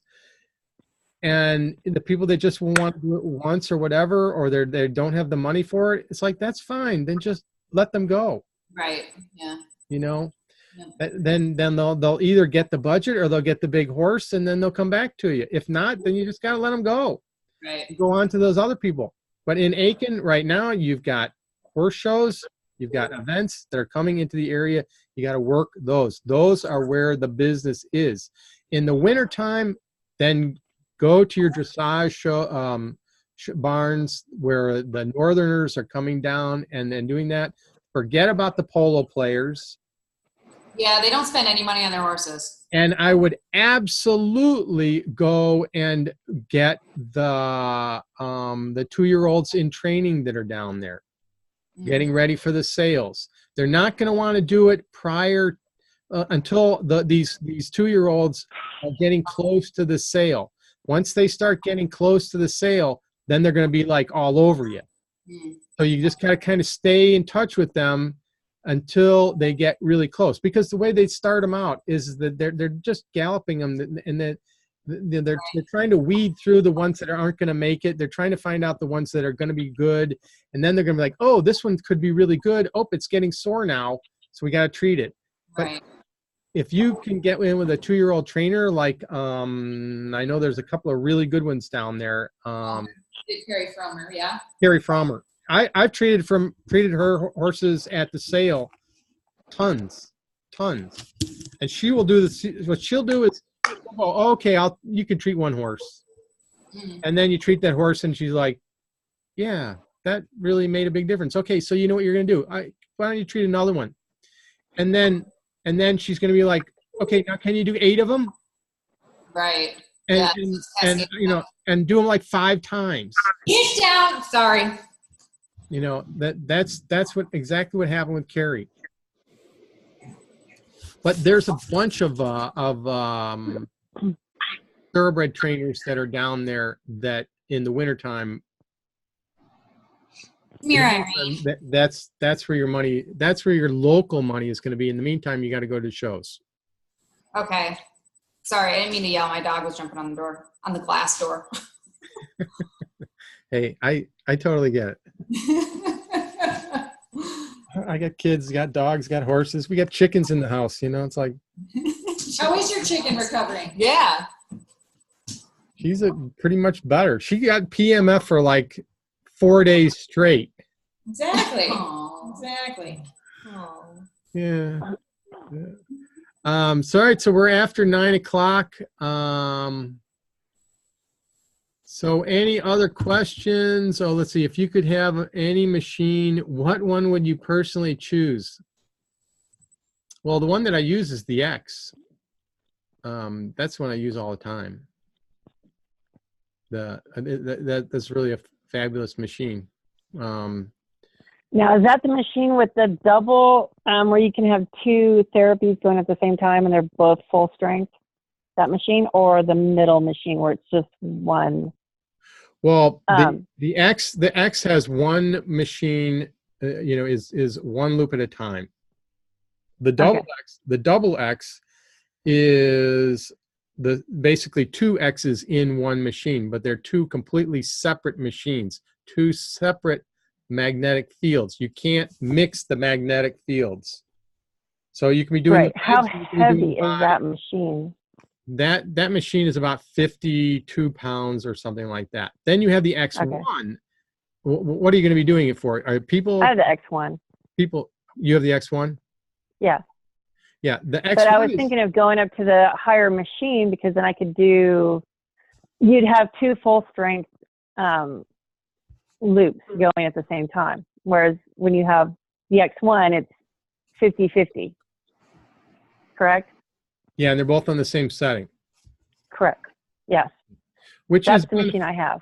Yeah, which is beneficial if you're doing it together. In other words, like they were showing you, you know, you've got the chair and the shoulder pad going at the same time. If you want to be like, if you want to be going to a dog show and you want to be treating 2 different dogs or a dog and a person, that's the double X.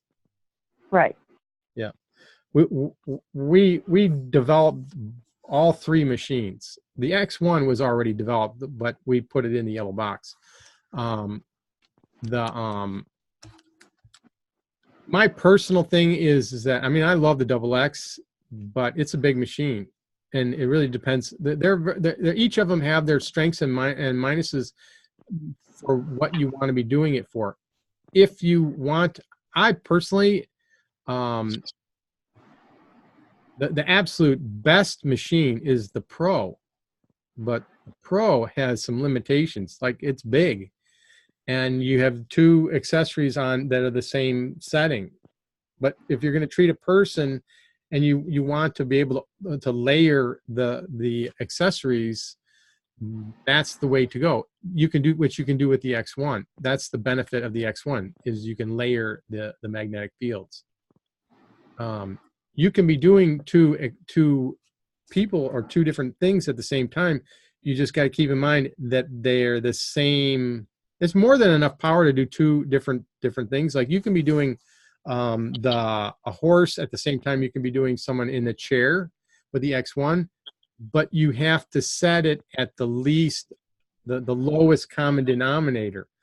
You know, you have to set it at the lowest level that is comfortable, not the highest, not the optimal. So one of them is always going to be getting shortchanged. Like, if you're doing a horse and you've got one going at the legs and another one going at the body, the legs aren't going to be getting nearly the strength that you would normally do if you were getting the double X.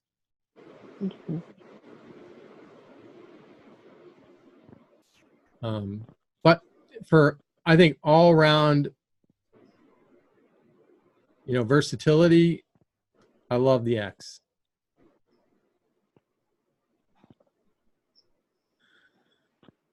Did I ever tell you the story of how we got the X, how we developed the X? Did you guys ever hear that? No.